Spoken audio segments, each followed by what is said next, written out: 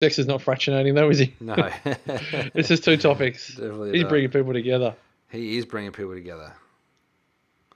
We received a new message from someone. We're live, by the way. Oh, we're live. Fantastic. Hello, Facebook. Yes, we are live. Just getting getting this up and running. It's a pleasure to be with you all. Yes. Damo and I have been having a really good mate catch up. We have. For the last 30 or 40 minutes. Yeah. And then we both realised we had to go at 3:30. And so we're like, quick, we better go and record this episode. Ravsy! Oh, boys. Boys. I love a good boys. Ravsy's in lockdown. Poor Ravsy. Well, if anyone can do lockdown well, it's Ravsy. He's one of the most quality human beings. If I was going to be in lockdown, that would be a great conversation. Who would you like to be in lockdown with? That you're not related to. Like your friendship lockdown. Like, if you're my brother from another mother, are we related? No, because we're from a different mother. Just wanted to check. But we could have the same father. Oh, g'day. Yeah, so my response to you was not 100% accurate because we could have the same father. We could still be, yes. Rather from another mother but the same father. Ooh. Yeah. Same mother, different father. Sister from another mister but the same. Oh. Mother? Let's kick it off. Kick it off. All right, we better go because we've got places to be, but we've got podcasts to record. Places to be, people to do. What are we, 436 or 437? That 437 sounds like a really nice number. Yeah. Good price. Double check that that's good price for a longevity thing. 436. Jody Basil. Yeah, caught you. Jody nice to be caught. All right, Wendy Adams. Gee whiz, I tell you what, I don't want to say that this has gone viral, but it's not many times that we have 8 people live. Every week. Or we hit record. Every week. There might be 8 people live 5 minutes in, but we've only been here for a minute. It must be... the right time. Anyway, the right time. All right. Normally we have like 800. Yeah. 800 listening. Yeah. You should see the podcast numbers. Ticked over 1 million. All right, here we go. Bang. In 3, 2, and 1. Hello and welcome to 100 Not Out, a weekly show dedicated to helping you master the art of aging well. Marcus Pearce here with you for the 436th time. Yes, you heard it, 436 Not Out. And I cannot do it alone. I will not do it alone. I am never, ever, ever going to do this alone unless I'm under sufferance because it is with the number one wellness expert, the number one longevity expert on the planet. Step aside Dan Buettner. Step aside anyone out there telling you to live a great long life. The gold medalist of longevity is Dr. Damien Christoph. You're hilarious. You are hilarious, Piercy. If anyone could take the gold medal right now, it would be you with your incredible book, The Exceptional Life. It's unbelievable, mate. And congratulations, ticking over more than 1,000 books already in the first couple of weeks.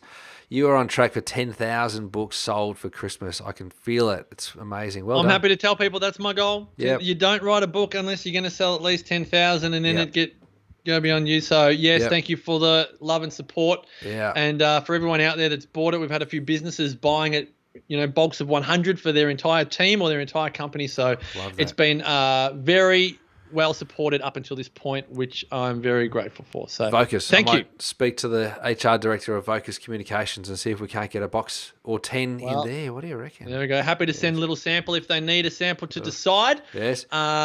Very good. But yes, very good on the mental health front. I think you and I will be doing a lot of work over the Are You OK month that's coming up, or Are You OK Day and the mental health month and the rest, because it is a massive topic, necessary topic, essential topic. Yes. But we're not going to go down that rabbit hole today. I'm conscious of our time because I know we could, and we'll do that another time. We do need to pay homage to one of the great 100 Not Outers. Australia's essentially the greatest. Essentially the greatest. Australia's oldest man ever to live. A 2-time interviewee on 100 Not Out. One of those individuals that really smashed our philosophy and our paradigm for longevity to pieces. He was a pioneer for both you and I and the nation. And there were genuinely, I'm not even overblowing this. Yes, no. I still remember the day when you said, Dexter Kruger, you have blown the nutrition guidelines to pieces. Yeah. Dexter Kruger, Australia's oldest man, died peacefully last Tuesday as we were recording this, age 111. What a man, Damo, and what a great example he has been to us here on the podcast. Yes, mate, absolutely. What a great man, and had quite a profound influence. I think he clocked over, was it 13 books he ended up writing in his lifespan, which is amazing. And when we first interviewed him, he just finished penning his 7th book, I think it was, and so he was smashing it out. What an author, incredible. I do often wonder if he had have eaten kale, would he have lived longer? Well, I think there is a bit of a Hollywood ending to this story, which yes, I'm not sure that I'm privy to Hollywood share, but I'm ending. going to share it because it's an incredible story. So Janet Rawlings, who just for those that haven't listened to, damn, I've got to find out 2 things at once. Come on, Marcus. The episode numbers, which you actually mentioned in your live conversation with Macca on the ABC. Sundays with Macca. Yep. Over the weekend, I was on my stationary bike. Episode 17 and Macca, 255? 252, I have it down on Google. 252 and 17? Come on, Google. Just find it for me. Not enough SEO on the original episode, but let's say 17. But in the early days, could be 30, could be 17, somewhere in the early days. Something like that.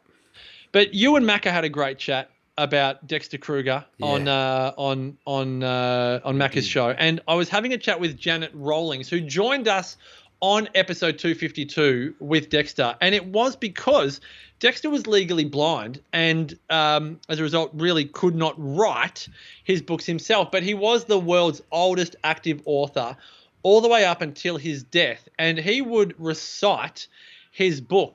That's true. Janet would type the book. That's right. Now, what many people may not know, because Janet didn't want to, it's incredible people's moral compass. Janet did not want to tell people that Dexter's autobiography was had just been written because she wanted to celebrate the life of Dexter, and I completely understand it. The commercial side of me is, the entrepreneur in me is like, gee whiz, what a time to sell the book. I in my attempt to explain this to Janet, do you remember? You've just done a mother and a Ravi. Well, I have to get this out. Sorry, I just have to get this out. Do you remember A Fortunate Life by A.B. Facey? Yes. So A.B. Facey wrote A Fortunate Life. Yeah. And he died 6 months after, I think, it was released. And essentially the book went ballistic as an iconic Australian book. Yeah. Well, don't you go and die? On his death. Well, I must say, when I wrote my book, I felt like if I got hit by a bus the next day, I would be okay. It's an incredible feeling that... Very selfish of you. Not about you. It's not about you. It's about who you leave behind. Yes. Well, Sarah's an incredible mum. But I was saying to Janet, like, thankfully, Dexter had written his autobiography. Yeah. Because the books, the first 300 copies of his autobiography arrived 28 hours after his death. Have you secured one?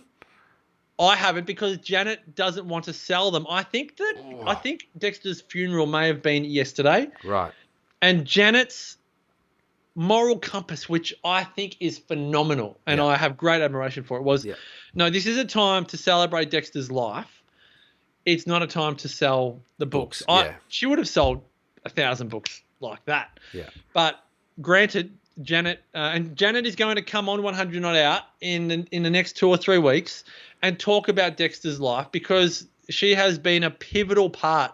She's known Dexter for 31 years. She's been a pivotal part of about half of his books. She has been the one typing it out and getting it out and all on, and the real autobiography. We've known Dexter for 8 years.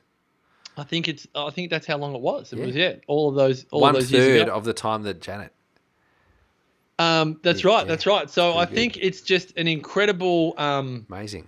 It's an incredible life to celebrate, and I think when Dexter's autobiography is out publicly, every single one of us will want to get a copy of it and learn from an Australian, most of the time it is a female at the top of the longevity tree. Yes. But I think for men and women alike, it's really great anecdotal research and understanding Proof. to learn about someone's life that has topped the longevity tree. It's about time that it tipped in favour of the blokes too, by the way. Yeah, it's good to see things levelling out after all of these years.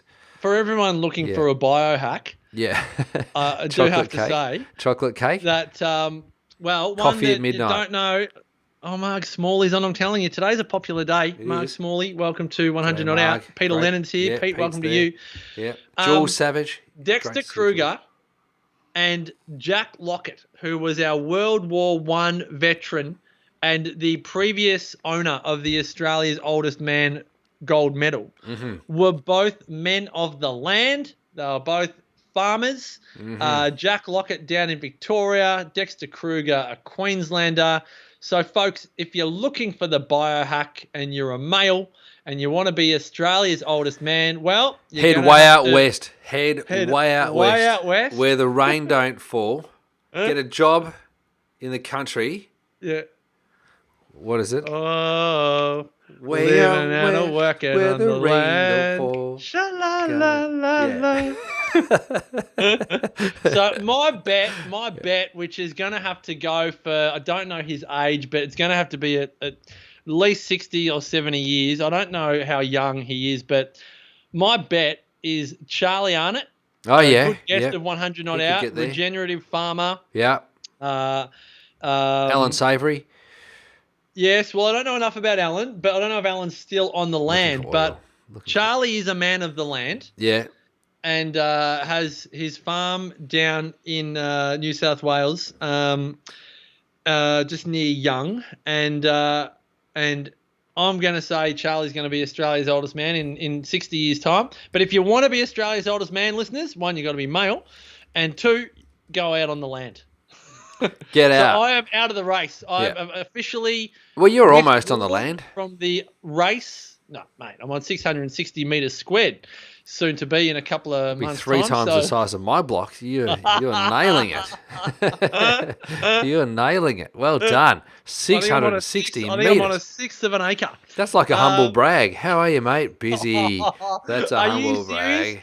I am telling you. How big's your block? Oh, it's not that big. 660 metres. Well, you are saying that as someone that lives in 660 Melbourne. Meters. What I am Listen to you. You could grow macadamias on that. Like you could put an avocado tree. You could put a mango tree. Put all that on your land. You are a man of the land. Give me a break. It's like when you talk to you can make a community garden. And it's like, how much land are you on? They're like, just 65,000 acres. Remember we did that when we were in Ikaria? Remember we did that in Ikaria? That was amazing. That was amazing. Oh, fun and games. So, kudos to the with farmer Henry. from Remember Roma. Henry Townsend. Henry Townsend. Oh, big shout out to Henry and Maria Townsend. Yeah. Great cattle farmers. But remember how much land are they on? Oh, about 400 million hectares. 400,000 million acres. Like, their land was way bigger than the Kidman plant. The Kidman ranch. Yeah, I think the film Australia was with Nicole Kidman and Hugh Jackman. I think was filmed on their land, the Townsend land. Yeah. I'm making that up, but yeah. I agree with you. I reckon. Yeah, there's a few airports on that land. Yeah. But anyway. Yeah. A great social man, just to dovetail into I'm trying to work out. I think at a nice property. I think Dexter was on 12,500 acres. Was he? Just Googled it. Yep. 12,500. So you've got to be somewhere in the 5 figures, somewhere 10,000 and over. Well, you're closer than me. Jack Lockett. Oh, you're doing two things at once. Well, the other thing we're going to talk about was fractionating the community, and we've only got probably 5 or so minutes remaining, maybe 7 minutes of this podcast to go. But I wanted to talk about this because obviously we've been talking about the great man Dexter Kruger, his legacy, how he has shown us, particularly men, maybe not you girls, but just the blokes, how we can live a long time. Drinking coffee at night, chocolate cake a couple of times through the day, bangers and mash for lunch. Weet-Bix for Brekkie. This was the secrets. He moved a lot. He wrote lots. He spoke lots, and he was in a community. But we often would talk about how he had nailed his social life, Piercy. And he nailed his social life. He had people visiting him. He eventually retired to a nursing home, and that's kind of where he ended his life. Well, it is where he ended his life. But the community and the social component or aspect of his life, I would argue, would be probably the number one thing that kept him alive for as long as what he stayed alive for. More than the diet, more than the movement, more than his eyesight, because we know he was blind when we interviewed him in 2012 or 13, whatever it was. And so he was already blind then. So there has to have been the connection, the purpose, the community, more than anything else that kept him alive for that long. I'm so glad you brought this up, and I was just looking for the direct quotes, but he told us how he would go and visit, in his words, young ladies Yes. who are in their 90s. That's right. To catch up for coffee and cake for morning tea, and then another.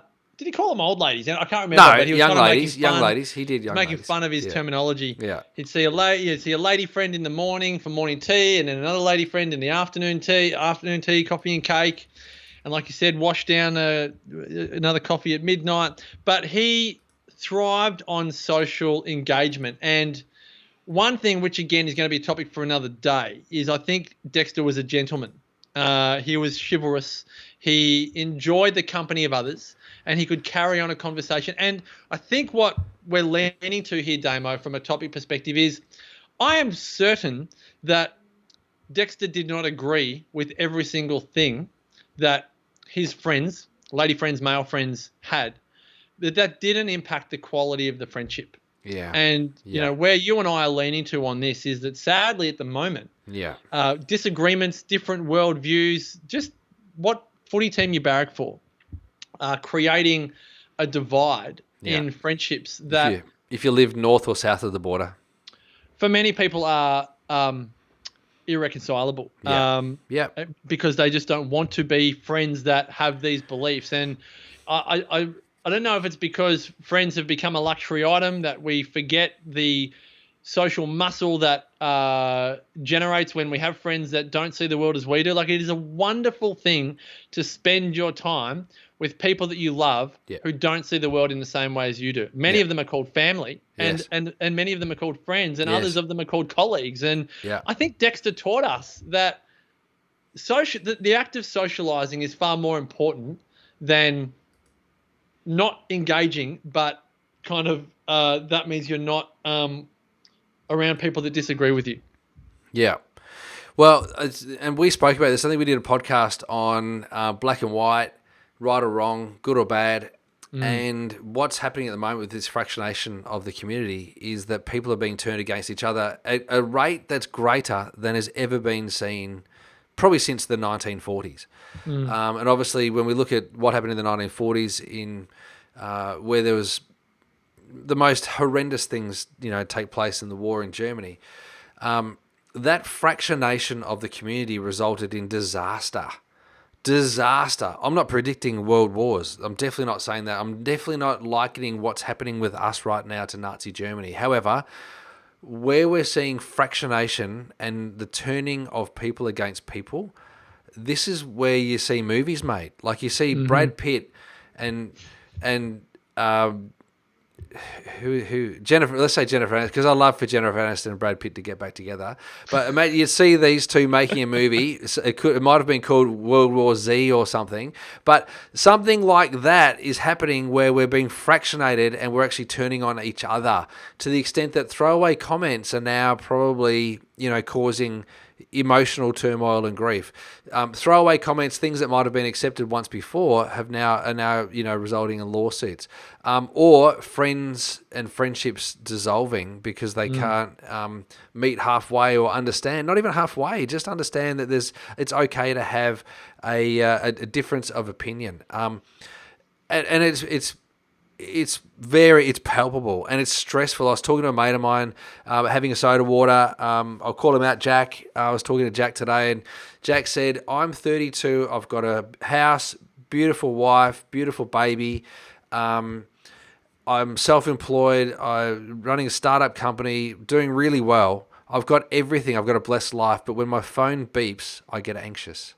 So every time he hears the news, it's more anxiousness because it's all bad news. It's littered with something like, a pony down the road found its owner, a budgie flew into a tree and bumped its head and then landed back in the cage and everyone's happy again. Like these sorts of happy sort of stories are kind of interspersed between really negative media that's creating anxiety. So the fractionation is all the way through the media. The fractionation is all the way through your conversations. The fractionation is in your schools. And so at some point we need to change that. And I think that's the responsibility of that comes down to all of us. I think if we bring Dexter back into the equation here, it's on us to improve, for want of a better term, but to master our skills of communication and to recognize, particularly when it's with family and friends, that having a relationship is not about agreeing with everything that is said and done. And if we had a camera on us 24/7, 24 hours a day, 7 days a week, that everyone could see. For some of us, it would be embarrassing. For others, it would be shameful. For others, it would be fractious beyond repair. Now that lens or that camera is through what you've said, Damo, earlier, is through a black and white lens. Yeah, good or bad, right or wrong. And we're beginning to judge people through that one lens of one part of life. But I can guarantee you we've had previous interviews, Damo, with Nicole Edwards, in terms of domestic violence abuse, in terms of the way we might speak to people, in terms of the way we might behave towards ourselves. If people could see what we do at certain times of the day that they would vehemently disagree with and call us out on, then imagine the world that we would live in. And so I think it's just really important that we become obsessed is not the right word, but we become really conscious, like supremely detailed to the point where we can be, I suppose we'd call it present time consciousness, Damon, like that PTC. When we are engaging with humanity.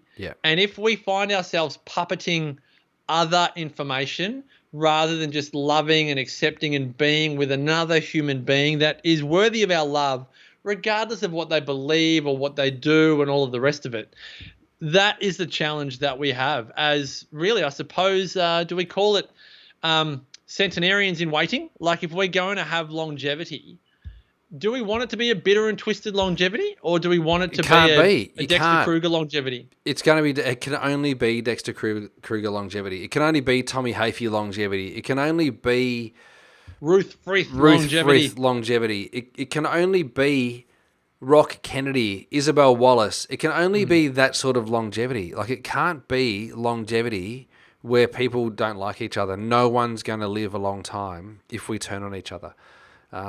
It can't happen. I love this topic, but we have to go. And I want to pick this up again. We're going to have some big conversations over the next 4 to 8 episodes. We recognise that now's the time to really unpack some of the bigger social topics that require a conversation. And Damo, there's people out there that think we're funny and they think we're worth listening to. Yes. And we thank you. And there's a number of, if you've got messages or topics that you want us to discuss, there are a number sitting in our inbox on our Facebook page, which is at 100 Not Out, all one word. Or if you want to send us a DM on Instagram, it's at 100.notout. If there's a topic that you want us to bring up, whether it's kosher, sweep it under the carpet, whether it's a public topic or whatever, you can do it anonymously. We can have the conversation and make sure that it gets aired. And if you want to buy a book, Marcus at marcuspierce.com.au. Just go straight there. Email Marcus. Or any complaints, just email Marcus at marcuspierce.com.au. I don't reply to those emails. I don't acknowledge them at all. I only want good news, folks. For more wisdom from the great man, head on over to DamienChristoff.com. That's Damien with an A. There's no E in Damien, and there's no double F in Christoph. It's DamienChristoff.com. Myself, MarcusPierce.com.au. That's Marcus with a C, Pierce, no I. Would love to have your support. To all of our listeners, viewers, community members, we absolutely love having you on the 100 Not Out adventure. Until next time, as always, continue to make the rest of your life the best of your life. Bye for now. See you, Facebook. See you later, everybody. Thank you. Love Catch to you later. all. Thanks for joining us.